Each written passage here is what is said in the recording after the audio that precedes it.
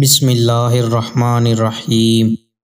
نبی کریم صلی اللہ علیہ وآلہ وسلم نے ارشاد فرمایا، بلا شبہ تم میں سب سے بہتر وہ شخص ہے جس کا اخلاق اچھا ہو۔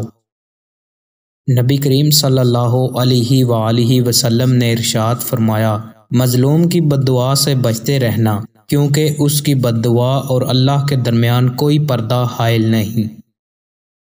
نبی کریم صلی اللہ علیہ وآلہ وسلم نے ارشاد فرمایا، جب جمعے کا دن ہوتا ہے تو مسجد کے ہر دروازے پر فرشتے مقرر ہو جاتے ہیں جو پہلے پہلے آنے والوں کا نام لکھتے ہیں۔ پھر جب امام ممبر پر بیٹھ جاتا ہے تو وہ اپنے صحیفے لپیٹ کر خطبہ سننے کے لیے آ جاتے ہیں۔